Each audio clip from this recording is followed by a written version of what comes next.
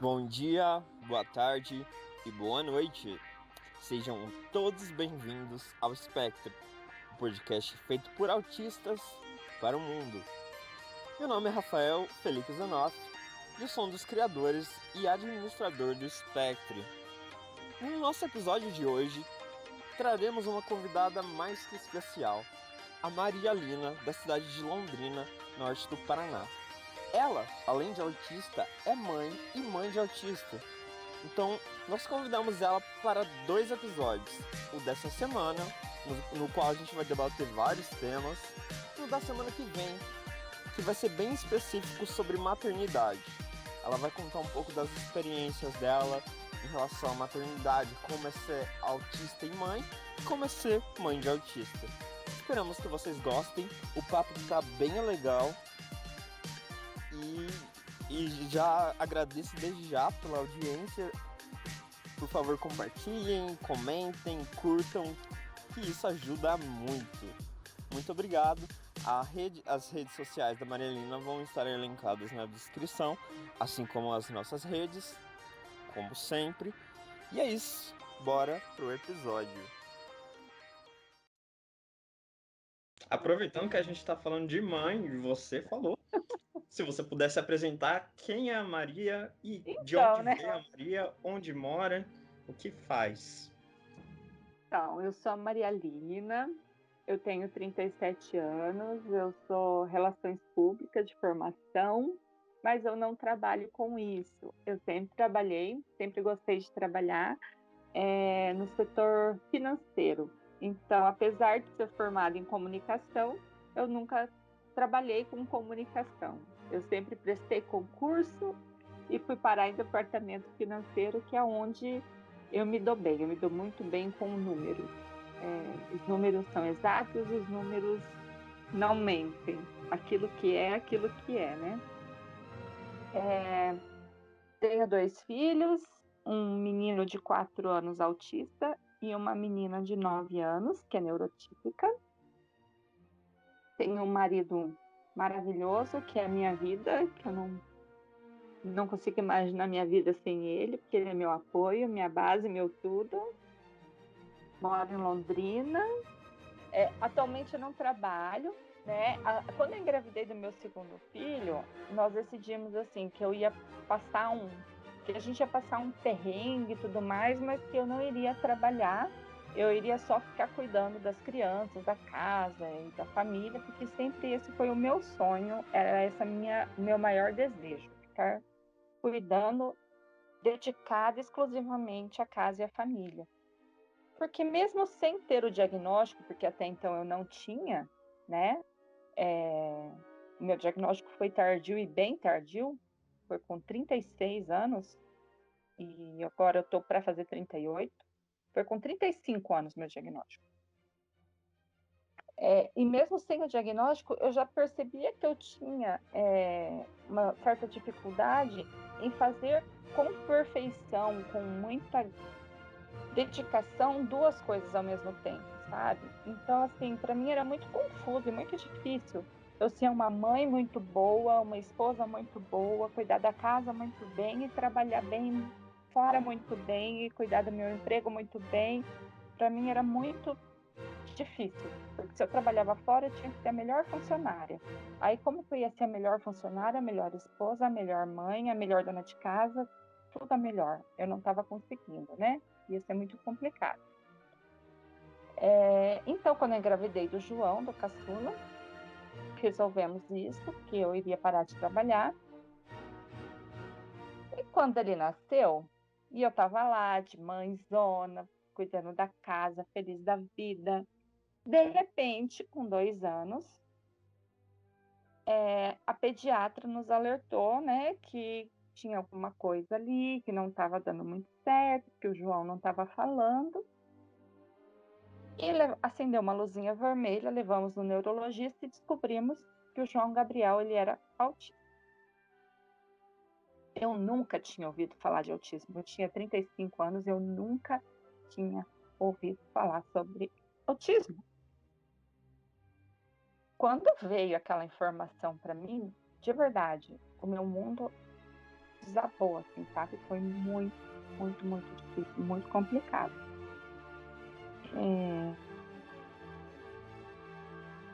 O desconhecido é muito complicado, né? Eu não sabia o que é que estavam dizendo que ia acontecer com o meu filho.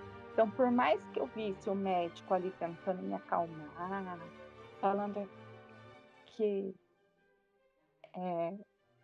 as coisas não iriam ser tão difíceis, era como se a pessoa tivesse. Sabe quando alguém vai te dar notícia de alguma coisa muito grave e fica te consolando? Então, assim, eu não sou burra. Eu olhava aquele médico, tipo, mãezinha, não fica assim, e dava a impressão que era alguém com pena, com dó, sei lá. E aquilo foi me dando uma coisa muito ruim. E eu, como uma boa autista, que ainda não tinha diagnóstico, comecei a devorar tudo que eu podia sobre o tema. Eu comecei a ler sobre autismo, eu comecei a viver o autismo. Eu não conseguia comer, não dormia, eu não lembrava de tomar água. Eu queria ler, eu queria entender sobre autismo. Tudo que eu podia, eu lia, e foram assim meses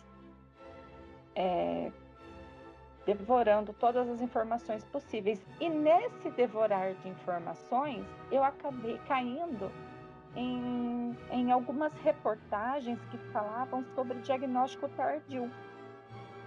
Diagnóstico tardio em homens e diagnóstico tardio em mulheres. Eu me lembro de uma matéria específica que saiu numa revista em que contava a história de uma mulher que teve o diagnóstico tardio e ela contava como que foi a vida dela na infância, na juventude, na escola.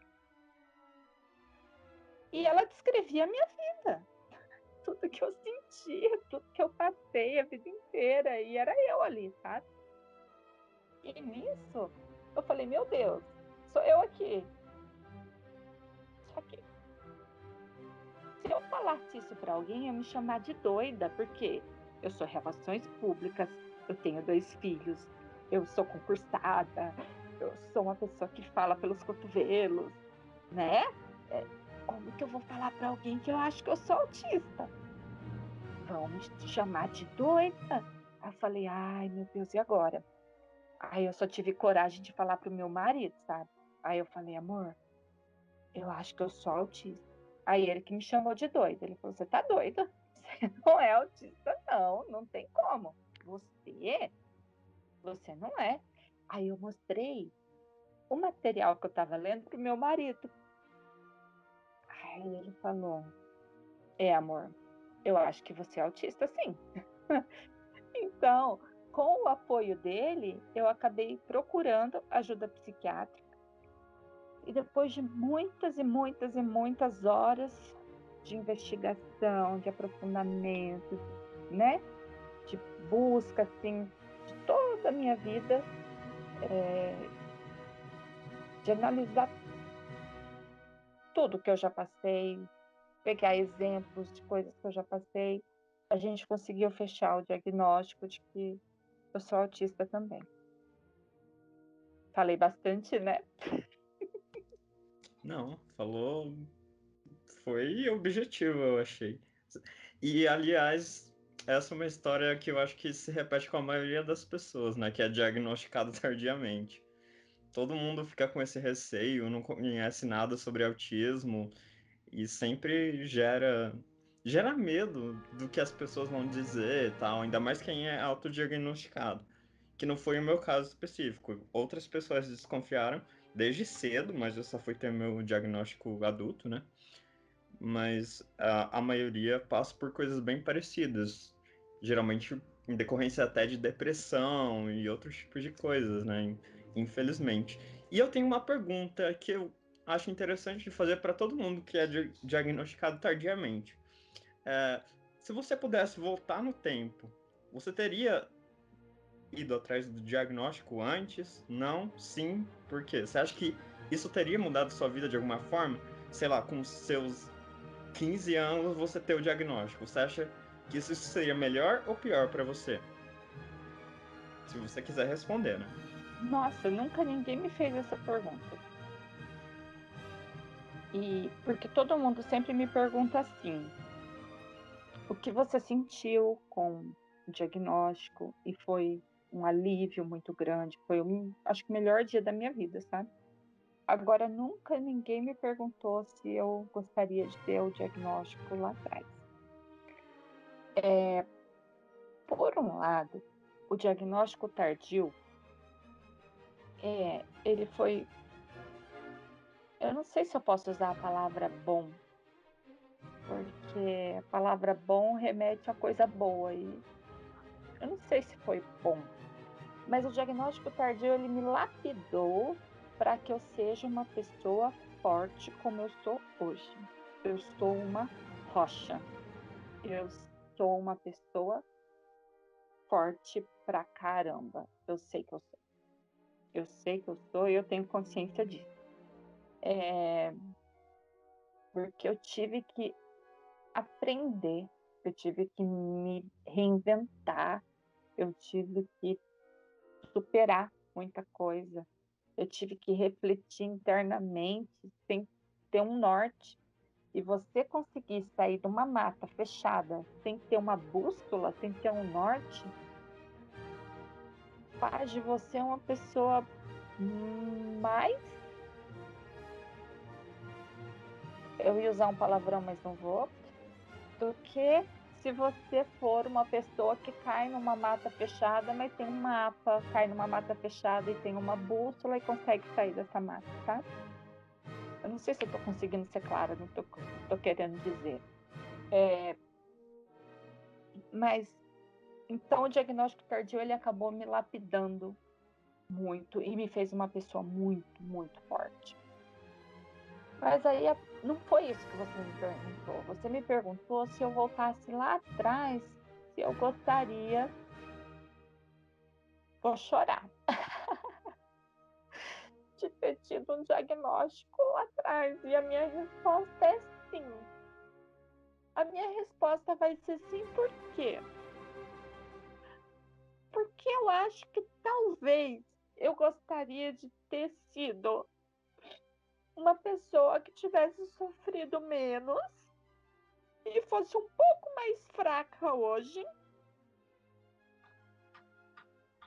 e que tivesse passado por menos coisas, sabe?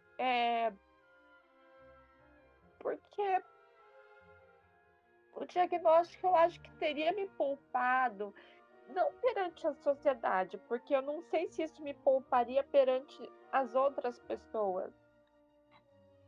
Mas eu tô falando comigo mesma, sabe? Eu acho que talvez se eu entendesse o que eu tinha lá atrás, eu acho que teria sido um pouco melhor para mim, sabe? Um pouco mais seguro, um pouco menos dolorido. Porque eu carreguei uma culpa por muitos, muitos e muitos e muitos e muitos anos que agora eu não sei nem se um dia eu vou conseguir me livrar totalmente dela. Eu estou em processo agora, né, nas terapias, para conseguir me livrar dessa culpa. Porque ela é enraizada em mim, sabe? A culpa de não conseguir ser igual às outras pessoas, a culpa de não conseguir fazer as coisas que os outros fazem. Eu não sei, eu já acho que já embaralhei todas as ideias aqui. Mas então acho que eu respondi, né? Se eu voltasse no tempo, eu ia querer o meu diagnóstico lá atrás, sim. Apesar do diagnóstico tardio, ele ter as suas vantagens. Nossa, eu não sei nem o que falar. Eu sou péssimo quando as pessoas choram assim na minha frente. Acho que é meu lado autista também. Mas eu, eu não sei. Cada um viveu uma vida, né? Não dá pra falar, mas eu entendo exatamente o que você tá falando. Não sei se na mesma proporção, porque eu tive o diagnóstico antes, mas saber que você não é, sei lá, não tem algo necessariamente de errado com você, que você não é uma aberração, que às vezes a gente se sente assim, que você é o Não, esquisito, que você é o estranho, que tem mais gente como você, né? Eu acho que isso faz a diferença. Ó, a gente tá fazendo um podcast sobre autismo. É possível, tem outras pessoas que são iguais a gente, sabe? Mas eu entendo. Eu entendo os dois lados que você disse e faz muito sentido pra mim também. Então, é uma coisa assim que eu sinceramente não sei se seria bom, porque, Maria, isso também aconteceu comigo. Eu percebo que passar pelo que eu passei me tornou mais forte. E assim, e eu olhando pra mim, por tudo que eu passei, eu acho que eu não queria ser nada diferente disso, não. E assim, e uma coisa que eu acho muito interessante é que assim, na infância até que não, mas assim, mas depois da adolescência, da vida adulta e tal, eu sempre tive consciência que que eu era diferente e eu sempre amei ser diferente. E teve uma época, inclusive, que eu até fazia de tudo para ser diferente. Igual eu lembro, por exemplo, que no fundamental, lá com 12, 13, 14 anos, quando tinha que usar uniforme na escola, por exemplo, para não ser igual a todo mundo, aí eu fazia um penteado diferente, eu pegava meia de cor diferente, usava, é, eu fazia tudo diferente, ou seja, eu além de gostar de ser diferente, eu ainda fazia de tudo para ser diferente. Porque eu sempre fui apaixonada pela diferença, entendeu? É uma frase que eu gosto até de falar, é, que Deus não nos fabricou, ele não nos em linha de montagem para ser todo mundo igual, mas fez cada um de um jeito diferente, ou seja, é um corpo com muitos membros, é um corpo com muitos dons. Então, assim, eu sempre fui apaixonada com isso. Então, assim, eu sempre amei ser diferente, eu sempre soube que eu sou diferente. E, assim, isso é tudo, sabe? Isso é tudo.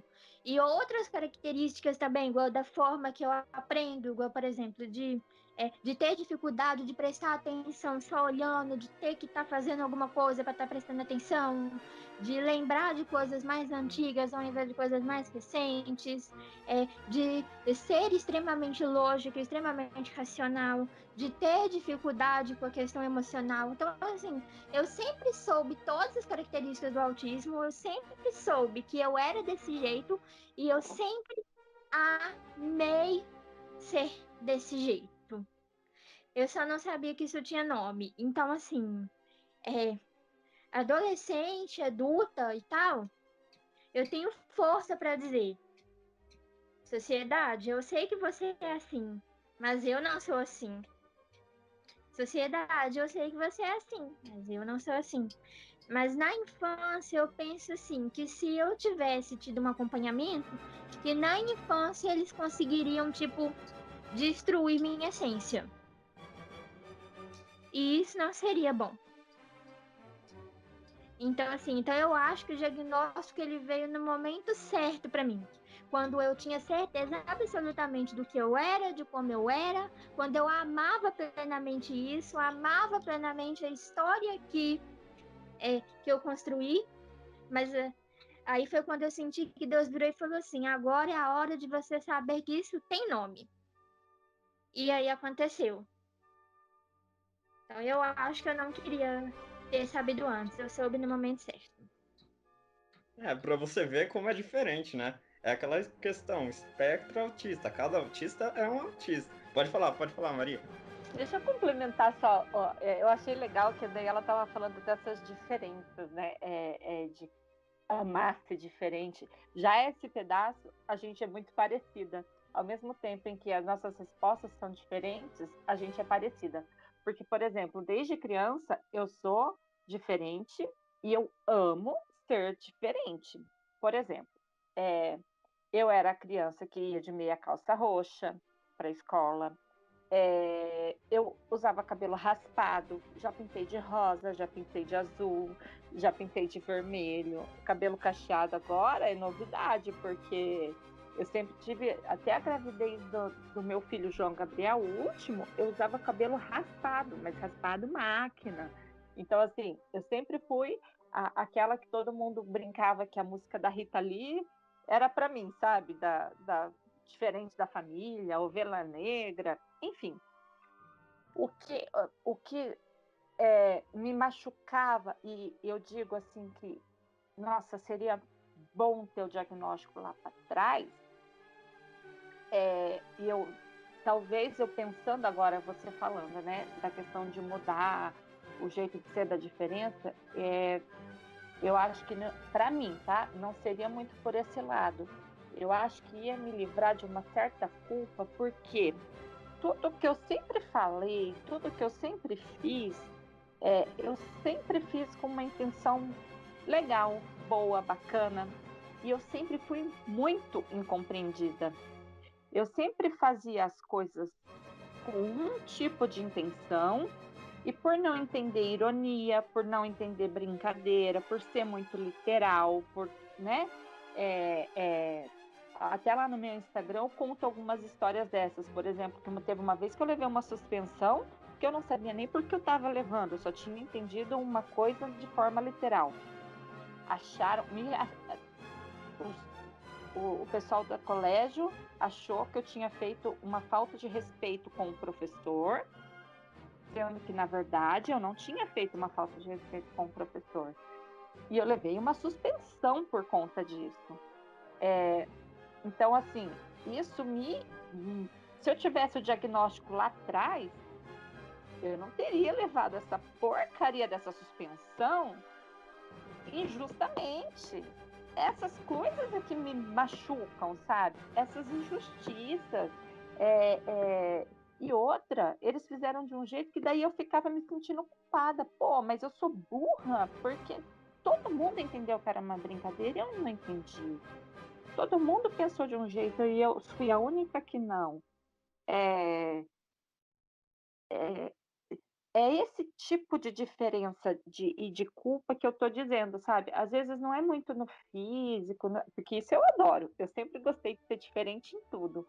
Mas essa coisa da culpa, das pessoas não entenderem o que eu estou dizendo, e da sociedade conseguir colocar na minha cabeça de que eu era uma pessoa como se fosse ruim, sabe? Como se eu fosse a errada, como se eu fosse esse esse piano que está nas minhas costas, que eu acho que eu não queria ter carregado, e com o diagnóstico recém, lá antigo, lá no começo, talvez eu não tivesse carregado. Eu também não sei se eu carregaria, né?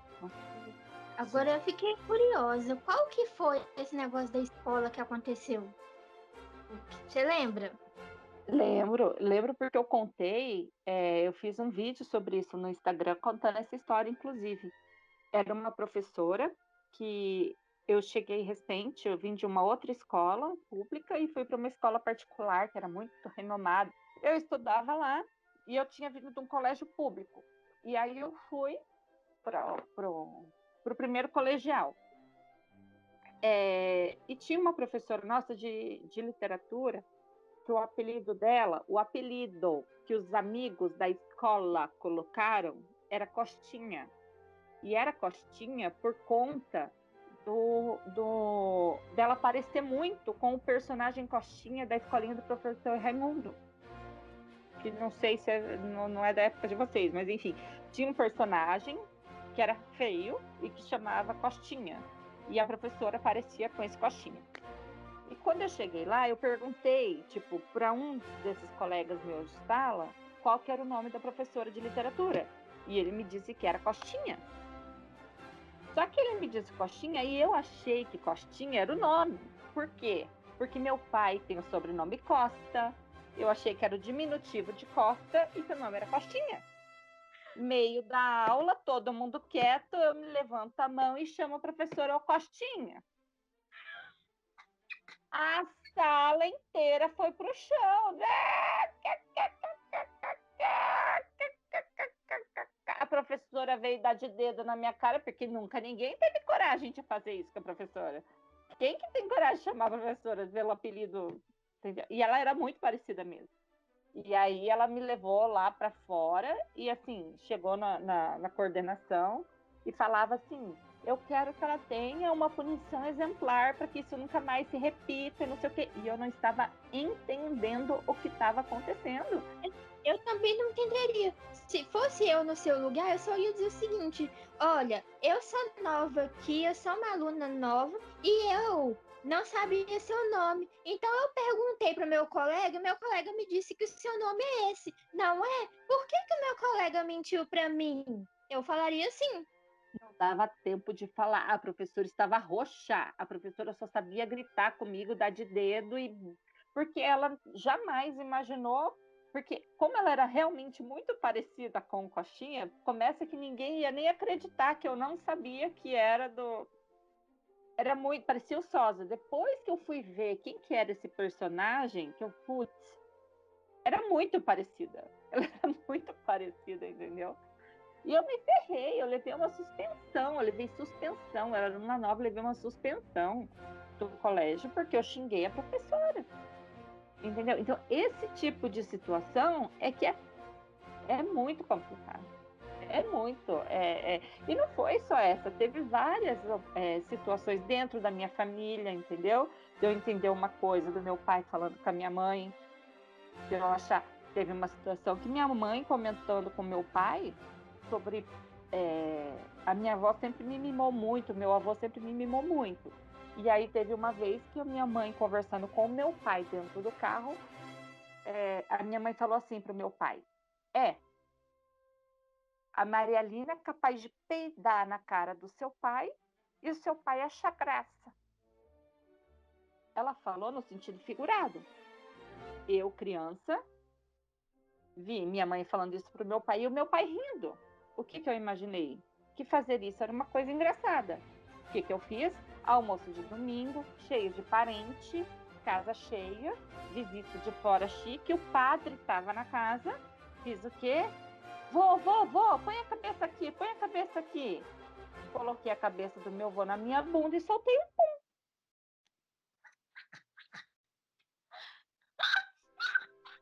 Achando que estava abalando a boca do balão. O meu pai, ela tá rindo porque ela não sabe. O meu pai catou me juntando pelos cabelos praticamente. Que falta de respeito, que não sei o quê, vamos embora. Eu sem entender o porquê que eu tava levando bronca. Ué, mas foi você que mandou. Mas eu falei isso. Mas alguém tá me ouvindo? Ninguém sabe o que eu tô falando. Exato. Era meu pai falando com a minha mãe dentro do carro. Ninguém sabe do que eu tô falando. Eles foram me juntando, me levando, morrendo de vergonha do padre. Meu vô, coitado, todo... Calma, tá tudo bem, hahaha, foi só uma brincadeira. Minha avó tentando disfarçar, o padre sem entender nada. O pessoal tudo lá de Congonhas, vindo de outra cidade, gente, todo mundo na área. E eu tentando ser agradável. Eu tava tentando ser legal, tentando ser engraçada, entendeu? E faltei com respeito com meu avô. E levei uma puta bronca. Essas culpas que eu tô dizendo que o diagnóstico lá atrás faria diferença na minha vida. Verdade, sabe? Na verdade, assim, desculpa de eu estar rindo, eu tô rindo meio que da forma que você tá contando. Igual assim, eu lembro, né, de uma vez que assim, que é até uma coisa que eu tenho, a questão de rir na hora errada e não rir, tipo, na hora certa. Igual eu lembro uma vez que eu tava numa aula de cursinho pré-ENEM, né, para fazer pré-ENEM, no terceiro ano, né, do ensino médio. E teve um dia lá que foi uma professora de português substituta que foi dar aula. E assim, professor de cursinho, né? Como são, tipo, às vezes, tipo, 4 horas, 5 horas do mesmo professor. Então, assim, os professores, eles falam de uma maneira engraçada, de uma maneira divertida, de uma maneira descontraída, não é? E assim, e a aula inteira eu cascando o bico de rir. E ria, e ria, e ria, e ria, e ria a aula dele inteirinho, inteirinho, inteirinho. Aí teve uma hora que ela começou a contar começou a contar piada imoral, sabe? Piadinha indecente, imoral. Ela começou a contar isso e a turma inteira cascando de rir. E eu de cabeça baixa, Sim. orando. Eu de cabeça baixa, orando. Aí a professora apontou o dedo pra mim e falou assim: Aleph, você tá rindo a minha aula inteira e agora que é pra rir você não ri? Eu levantei a mão e falei assim: eu não tô entendendo a piada, mas eu já entendi que é uma coisa que não tem graça, porque a gente não ri daquilo que é imoral, indecente e impuro. Eu não compactuo com isso.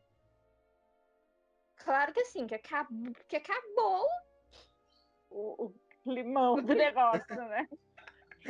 Então, assim, mas eu ri a aula inteirinha, inteirinha, inteirinha. Só nessa hora que eu não ri. E de fato, eu não tava entendendo porcaria nenhuma, assim. Uns termos que eu nunca vi na vida, umas situações que não faziam sentido nenhum. Eu não tava entendendo nada. Mas Não, eu além de não sabia, ter graça, né? eu sabia que eram coisas indecentes. Então, tipo assim. Aí, assim, quando, tipo, é uma coisa pura, é uma coisa inocente, é uma coisa legal, é uma história, é um trocadilho, é coisa da matéria, coisa da vida, ok, eu rio. Agora, quando é uma coisa que é errado, que não é certo, que é coisa que envolve mentira, coisa que envolve fornicação, coisa que envolve coisa errada, eu não vou achar graça disso. Ainda que eu entendesse, hoje eu já entendo muito coisa, mas eu continuo não achando graça nenhuma. Igual filme de comédia pastelão, por exemplo, eu não acho graça de nada. Eu também Não acho não. porcaria nenhuma. Não, gente, e quando alguém vem e quer me contar uma piada, teve uma vez, eu não esqueço. Um senhor veio, um amigo meu, e veio me contar uma piada e falou. Primeiro ele contou a piada. Aí tinha mais duas pessoas juntas, as pessoas riram. Aí eu não fiquei olhando e falei, era pra rir? Aí ele, é humor negro. Aí eu olhei, humor negro? O que é isso? Aí ele, não, é uma piada tipo maldosa. Aí eu, piada maldosa? Aí ele É me maldade explicou. graça. Então, aí ele me explicou a piada maldosa. Aí eles ficaram me explicando a piada maldosa. E quando eu entendi a piada maldosa, eu fiquei pensando, tá, mas por que vocês estão rindo desse episódio da piada maldosa? Tipo, qual que é a graça? Era um negócio que alguém morria, aí batia o carro e era atropelado, daí não sei quem, daí do carro atropelar alguém e virar tomate, virar sangue, virar. Eu falei, gente, mas me explica qual que é a graça disso aí, porque eu só queria entender. E aí aí começou a ficar tenso o negócio, porque eles achavam que eu não tinha entendido o que eles estavam explicando, mas eu já tinha entendido o que eles estavam explicando. Eu não estava entendendo qual era a graça. Pois é. Então, assim, por isso, né? Tem muita gente que não gosta, tipo, que eu falo de igreja, que eu falo de religião e tal, diz que podcast não é pra isso. Mas, assim, mas faz parte da minha vida. Então, assim, na igreja eu achei minha turma, porque na igreja todo mundo como eu, eles ensinam a ser assim. A gente tem palestra, a gente tem curso, a gente tem retiro, a gente tem acampamento ensinando a ser assim. Então, tipo, então eu acho assim que às vezes que até a igreja mesmo me ajudou a não ter o diagnóstico antes, né? Porque toda vez que alguém falava, eu falava assim, mas eu não sou a única na minha igreja, todo mundo é como eu. Sim, Aí sim, eu as mas pessoas lá não achavam graça. pessoa da sua igreja não é desse mundo, não? Eu falei, não, nós realmente não somos desse mundo. Nossa pátria é o céu, não é esse mundo, então. Então, assim, isso me ajuda bastante. Só que aí, com o tempo que eu fui entender que, mesmo na igreja, as pessoas eram assim, as pessoas ensinavam a ser assim, mas mesmo lá, as pessoas normais, elas tinham dificuldade de ser assim. Mas parece que eu, como que eu vou dizer, nasci sabendo, né? É claro que eu tenho dificuldade, que eu tenho tentação, que eu erro e tal, em outras áreas, mas nessa, tipo assim, eu acho que eu costumo dizer que eu nasci sabendo. E é uma outra coisa também que eu ia falar da questão de culpa, que a igreja, né? Que isso não é igreja, né? Mas a própria experiência com Deus me ensinou a não ter essa culpa. Por quê? Porque o que eu entendo? que eu sou o pior, eu sou infinitamente pior do que tudo de pior que as pessoas podem estar pensando de mim. Ou seja, não faz diferença. Ou seja, a pessoa tá se sentindo. Aí eu penso, tipo assim, que a pessoa tá achando que eu sou ruim, que eu sou maldosa e tal, por uma coisa que eu fiz que eu nem tive intenção. Aí eu viro e penso assim, graças a Deus que a pessoa não sabe o que tá na minha mente, porque senão aí que ia achar mesmo. Então, isso me ajuda muito também a lidar com isso, sabe? A entender que por mais que as pessoas possam achar ruim certas coisas que eu digo, certas coisas que eu faço, mas eu digo, eu faço e eu penso coisas ainda piores. Ou seja, isso não me afeta. Isso não me afeta por causa disso. E eu só tenho que tomar cuidado também para não usar, né, a minha condição para justificar coisas que eu poderia evitar, poderia minimizar, poderia, quando acontecer, até pedir desculpa. Não virei e falar assim, eu sou assim porque eu sou autista. Não. Eu tenho predisposição de ser assim, eu tenho predisposição de agir assim. Mas a partir do momento que fere o outro, a partir do momento que fere a moral, a partir do momento que é errado, ainda que eu tenha predisposição a isso, isso não significa que isso vai ser justificativa. Igual, tem muita gente, por exemplo, que tem predisposição a bater, a ser violento. Aí a pessoa vai se justificar, eu te bati porque eu tenho predisposição. Não, controle a sua predisposição. Então, assim, isso é uma coisa, assim, que eu tenho que trabalhar muito, porque, assim, porque o diagnóstico, ele foi bom para mim, por me entender, por me conhecer, mas que isso não interrompa o que a gente chama de processo de santificação, que é ser cada vez mais parecido com Deus e menos parecido com a minha natureza. Que assim, que o diagnóstico não interrompa essa vontade, sabe? Esse desejo. É uma coisa assim que eu tenho que trabalhar muito. Eu tenho muito problema com ser grossa, com ser estúpida, com responder, que é uma coisa que eu tenho predisposição. Mas assim, eu tenho que fazer um esforço enorme, um esforço hércules para ver e falar assim, eu nasci assim, eu sou assim mesmo, então eu não vou me esforçar em nada para melhorar. Não, Mas nada isso é disso. uma coisa, vou te interromper só um segundinho, posso? Claro, Isso é uma coisa que, assim, quando você é autista e você é casada, ou você faz, sabe? No meu caso, por exemplo, além de ser mãe, eu sou casada com uma pessoa que me ama, mas é uma pessoa neurotípica e que faz todo o esforço do mundo, o tempo todo, para me entender, para me respeitar na minha condição. É, é, Antes mesmo, né, do diagnóstico, ele já percebia que eu tinha algumas dificuldades e já tentava me respeitar no máximo, né, do esforço que ele tinha e que ele podia ir. Depois do diagnóstico, ficou muito mais fácil, porque ele tem agora a bússola, o mapa, e consegue saber para onde ele vai, de que forma que ele pode conduzir, né, essa dança junto comigo. Mas como que o casamento, por exemplo, dá certo? Por que o casamento funciona? Porque eu foi fácil. vejo no meu marido muito esforço para me entender, para me aceitar, para me. Não é aceitar o termo, aceitar dá a impressão que eu tenho um defeito, e não é isso. Eu vejo muito esforço para que ele não me sobrecarregue, para que ele não me desregule, para que eu esteja sempre de um modo confortável. Ele me ama e ele faz de tudo para que eu tenha uma qualidade de vida boa. Eu não estou falando de coisas materiais, assim, de afeto mesmo, sabe?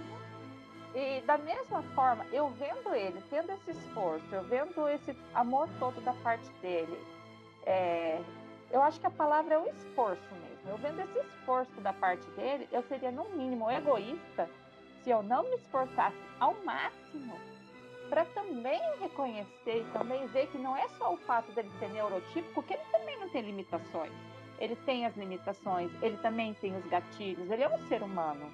Ele não é um robô, ele não é uma máquina. Não é porque eu sou autista e ele não é, que ele também não vai ter crises algumas vezes, por exemplo, por algum estresse do trabalho dele, sabe? Então, assim, o nosso casamento é feito de forma que ele respeita as minhas limitações como autista e eu respeito as limitações e ele como ser humano, né? Então, por isso que as coisas fluem. Aí você estava falando, né, dessa parte do esforço, de se tornar uma pessoa melhor. Então, esse casamento acaba sendo um treinamento diário para mim, porque eu tenho que o tempo todo me forçar, sim, a ser uma pessoa melhor por amor ao meu marido. Por amor ao meu marido também, que eu convivo todos os dias e que tem as manias dele e que age de forma, às vezes, até irritante um pouco para mim. Tem coisas que ele faz que me irrita, né? E eu estou ali trabalhando e lidando e tentando melhorar por amor a ele, porque ele faz a mesma coisa por mim também. Entende? Então é um treinamento. Olha só, eu não sou casada. Eu não sou casada ainda. Mas essa questão e tal, eu vejo que percebi de melhora, sabe? Eu percebi muito em relação à minha mãe. Porque muitas vezes, quando ela dizia, ou ela falava algumas coisas que, assim, que eu não entendia, eu dizia que eu não entendia, e ela achava que eu tava fingindo e tal. Então, assim, esse tipo de coisa acabou, sabe, aqui em casa. Porque hoje ela entende que realmente eu não entendo coisa que não seja literal, que não seja direta, que não seja lógica, etc. Mas isso aí que você tá explicando em relação ao seu marido, você descreveu perfeitamente a minha relação com Deus e com a igreja. Perfeitamente. Deus fez tudo por mim, Deus faz tudo por mim, a igreja fez tudo por mim, a igreja faz tudo por mim, ou seja, e o mínimo que eu posso fazer é ser grata, é ser melhor em resposta, porque o que Deus e a igreja têm de melhor, eles já me deram. Ou seja, você descreveu perfeitamente minha relação com Deus e com a igreja. Tanto que dizem, né, que é uma metáfora bíblica muito interessante, que diz que o casamento é o que mais próximo a gente tem na Terra do que a relação entre Cristo e igreja. É o mais próximo. Assim, é incrível. Eu tô maravilhada de tudo que eu tô ouvindo você falar. Eu tô maravilhada. Muito obrigado por ouvir mais um episódio do Spectre. Esperamos que vocês tenham gostado dessa conversa fenomenal. Esperamos vocês na semana que vem, no Dia das Mães, que, como eu já disse lá no começo, vai ser sobre Dia das Mães, vai ser sobre maternidade autista, com a Maria Lina novamente. Muito obrigado.